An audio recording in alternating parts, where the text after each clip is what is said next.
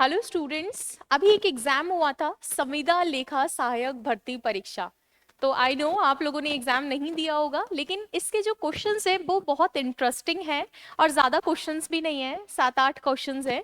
उनको मैं एक बार डिस्कस कर देती हूँ फटाफट से।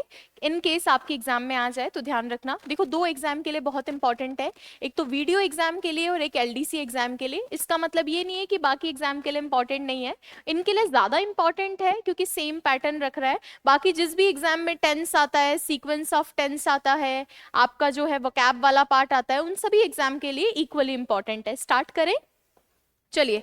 फर्स्ट क्वेश्चन आपका आया था, in an official letter address to messrs Roy and sons what does the abbreviation messrs stand for. यहाँ पर जो है ये एब्रीविएशन यूज किया गया है, ये किसके लिए यूज किया गया है?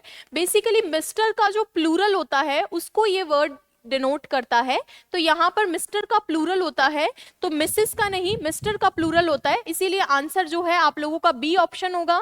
यहाँ पर ये एक ई ऑप्शन भी आता है क्वेश्चन नहीं अटेम्प्ट करने का, लेकिन ध्यान रखना मिस्टर के प्लूरल के लिए होता है। ये सिर्फ और सिर्फ आपके एलडीसी आरएसएसबी में पूछा जा सकता है, सो रेडी रहना अगर आ जाए तो।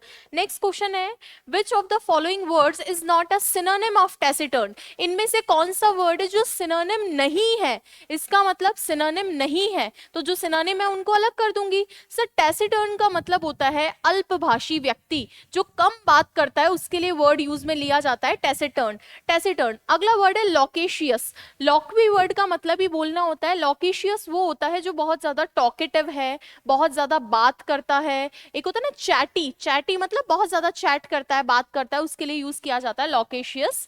तो ध्यान रखना, ये वैसे भी इसका मीनिंग कन्वे नहीं कर रहा है, तो आंसर तो मुझे मिल ही गया है। टैसिटर्न मतलब अल्पभाषी और ये तो टॉकेटिव है, तो सेम मीनिंग नहीं है, सिनोनिम नहीं है। रेसिडेंट का मतलब अगेन वही, रेटिसेंट पूछा हुआ भी है, अल्पभाषी होता है, वन वर्ड में भी आता है, कम बात करने वाले के लिए रेटिसेंट होता है। नेक्स्ट है रिजर्व्ड। रिजर्व्ड भी वही व्यक्ति होता है जो थोड़ा इंट्रोवर्ट हो, कम बात करे, लोगों से घुले मिले कम। इसके बाद में अनकम्युनिकेटिव, जो कम्युनिकेट नहीं करता है, बात नहीं करता है। इन तीनों का मतलब तो बात नहीं करने वाला है, जो कि सिनोनिम है टैसिटर्न का, हमें इससे सिमिलर नहीं चाहिए था, तो आंसर ए ऑप्शन हो जाएगा।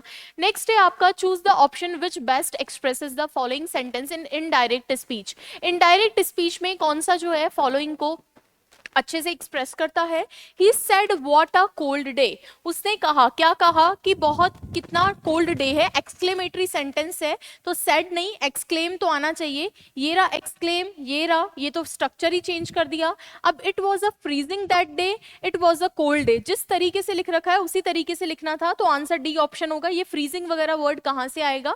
तो एक्स्ट्रा ना जोड़ना है ना घटाना है। नेक्स्ट क्वेश्चन देखिए, क्वेश्चन नंबर 142, जो कि आपका है एक्टिव वॉइस में, आपको जाना है। सर, बाय हुम किसके लिए आता है? बाय हुम आता है हु के लिए। तो हु के लिए कौन कौन से ऑप्शन है? मैम सारे ही हु के लिए। तो टेंस पकड़ लो, टेंस कौन सा है? प्रेजेंट सिंपल है। प्रेजेंट सिंपल है तो ये हटा दो, मेरे काम का नहीं। प्रेजेंट सिंपल है तो ये हटा दो, मेरे काम का नहीं, क्योंकि ये वर्ब सेकंड है और ये फ्यूचर है। अब एक बच्चा कंफ्यूज हो रहा है, मैम हु टीच करूं या हु टीचेस करूं? सर, हु टीच का मतलब वर्ब की फर्स्ट फॉर्म, और हु टीचेस का मतलब है वर्ब की फर्स्ट फॉर्म के साथ में एस या ईएस लगाना।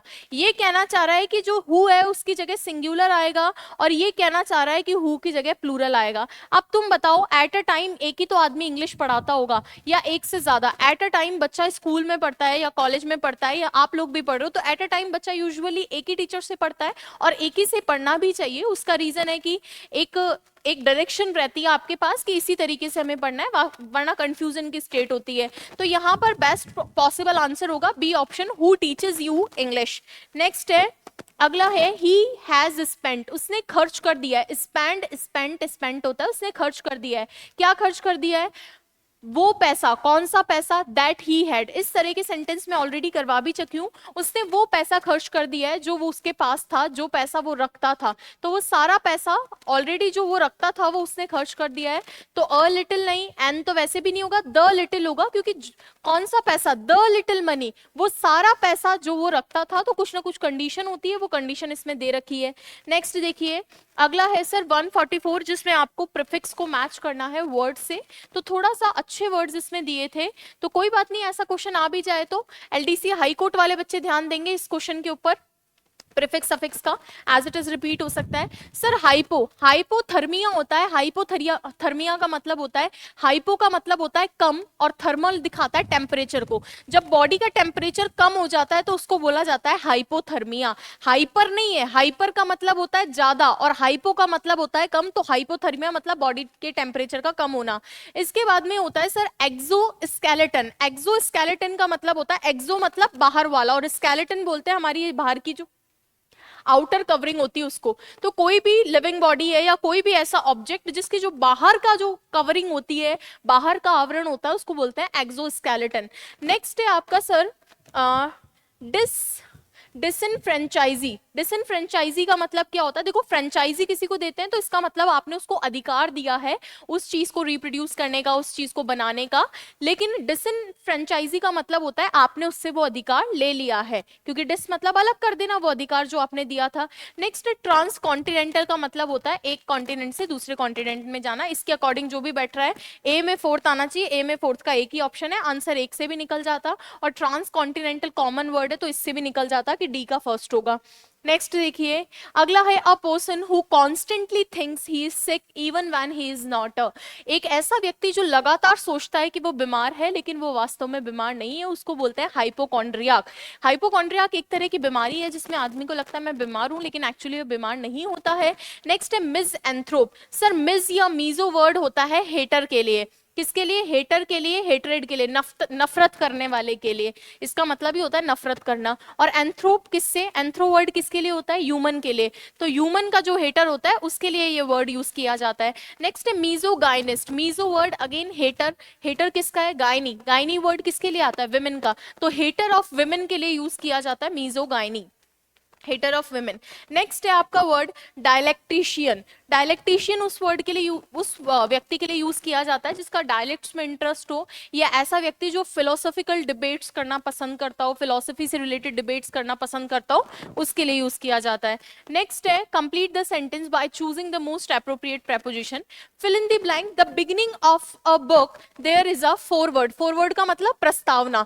बुक की शुरुआत में क्या है? प्रस्तावना है। एक बच्चा सोच रहा है इन द बिगिनिंग भी तो सही होता है, तो एक तो देखो बच्चों होता है इन द बिगिनिंग, एक तो क्या होता है? इन द बिगिनिंग, और एक होता है एट द बिगिनिंग। दोनों ही सही है, दोनों ही सही है। इन द बिगनिंग तब आता है जब रेफरेंस दे रहा हो शुरुआत में। शुरुआत में तो ऐसा हुआ था और बाद में कोई कंट्रास्ट की बात हो कि शुरुआत में तो सभी लोग जो है अच्छा करते हैं, सभी हम पे ध्यान देते हैं, तो इन द बिगनिंग, वहां पर इन द बिगनिंग लगाते हैं। एट द बिगनिंग वहां आता है जब कोई चीज उस लोकेशन को दिखा रहा है जहां से चीजें स्टार्ट हुई है, उस लोकेशन को दिखा रहा है जहां से चीजें स्टार्ट हुई है। तो यहाँ पे तो ये लोकेशन है ना जहां से बुक स्टार्ट हुई है, इसलिए इन द बिगनिंग मत करना, एट द बिगनिंग करना। वापस से सुन लो, इन द बिगनिंग का मतलब क्या होता है? कोई चीज जो आप कह रहे हो शुरुआत में तो ऐसा हुआ था और बाद में उसके लिए कोई कंट्रास्ट आने वाला हो। एट द बिगनिंग उस लोकेशन के लिए, उस पर्टिकुलर लोकेशन के लिए यूज किया जाता है जहां से कोई चीज स्टार्ट हुई है। नेक्स्ट है I fill in the blank my exercise when Hari came to see me last night. जब हरी आया मेरे को देखने के लिए, तब मैं क्या कर रहा था भैया?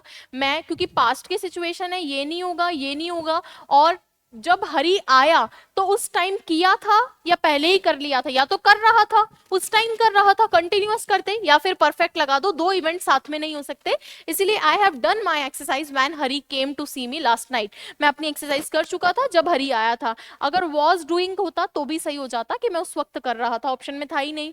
नेक्स्ट देखिए, अगला है bread and butter, fill in the blank, a soldier's food while honor and glory fill in the blank the reward he awaits। He awaits मतलब वो इंतजार करता है। तो ये कह रहा है कि ब्रेड और बटर क्या है? सोल्जर का फूड है, और ऑनर और ग्लोरी वो है, जो वो अवार्ड है, वो रिवॉर्ड है जिसका सोल्जर इंतजार करता है। तो ब्रेड एंड बटर अलग अलग होते हैं, तब तो मैंने बताया था कि आप प्लूरल लगाना, वरना ब्रेड एंड बटर का मतलब सिर्फ रोटी हो तो उसको सिंगुलर मांगना, सिंगुलर होना चाहिए, तो ये नहीं होगा, ये नहीं होगा। आप जान, अच्छा एक बच्चा कह रहा है कि मैम सिंगुलर, ये भी सिंगुलर है, ये भी सिंगुलर है, ये भी सिंगुलर है। मैं आपकी जगह होती ऑप्शन से कर देती कि इधर पास्ट आ रहा है तो इधर प्रेजेंट कैसे? जब सोल्जर का फूड अभी है तो ऑनर और ग्लोरी भी अभी होना चाहिए, तो ये भी नहीं। सेम यहाँ पर भी देखो, ये भी नहीं नहीं होना चाहिए, आंसर कौन सा होगा, सी ऑप्शन। एक बच्चा जानना चाह रहा है कि मैम ये ऑनर और ग्लोरी जो है इसको सिंगुलर क्यों किया। देखो ये सारी यूनिट को दिखाती हैं, एक आदमी को केवल ऑनर नहीं चाहिए, केवल ग्लोरी नहीं चाहिए, ऑनर और ग्लोरी साथ में चाहिए होता है, तो इनको बोलते हैं एक यूनिट को दिखाने वाली नाउन्स होती हैं ये। तो but bread and butter is a soldier's food, यानी रोटी बेचारे का एक खाना है, और सम्मान ही उसका क्या है, वो रिवॉर्ड है जिसका वो इंतजार करता है। यानी सोल्जर को क्या चाहिए, खाने को सिर्फ रोटी चाहिए और सम्मान चाहिए, इस तरह की बात ये कह रहा है।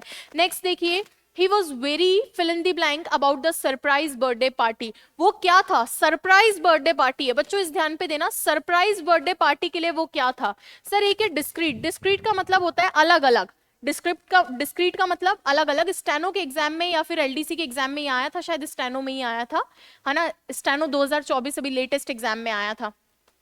ही वॉज वेरी डिस्क्रीट, वो अलग अलग था बर्थडे पार्टी के लिए, नहीं डिस्क्रीट। इस डिस्क्रीट का मतलब होता है केयरफुल, केयरफुल, प्रूडेंट, केयरफुल या प्रूडेंट, वो काफी कैसा था, केयरफुल था बर्थडे पार्टी के लिए। डिसग्रेस नहीं और डी सीक्रेट नहीं, डी सीक्रेट का मतलब होता है किसी चीज को अपवित्र करना, उस केस में यूज किया जाता है। डिसग्रेस उसकी वैल्यू घटाने के लिए नहीं, तो वो बर्थडे पार्टी के लिए क्या था, केयरफुल था कि कहीं किसी को पता ना चल जाए मेरे सरप्राइज के बारे में।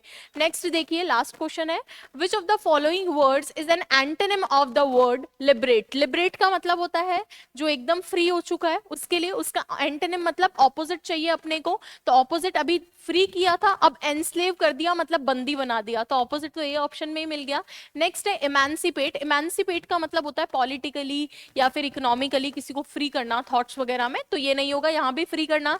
डिलीवर भी नहीं और रिलीज भी नहीं, रिलीज भी फ्री होता है, डिलीवर किसी सामान को ड्रॉप करने के लिए, फ्री करने के लिए आता है, हमें ऑपोजिट चाहिए था, तो लिबरेट का हो जाएगा इंस्लेव। इसी के साथ में ये हो गया है। थैंक यू सो मच बच्चों, कीप सपोर्टिंग, वीडियो को लाइक करें, चैनल को सब्सक्राइब करें, और किसी भी एग्जाम का पेपर हो डेफिनेटली सोल्यूशन के लिए आप मेरे साथ शेयर किया करो। Thank you.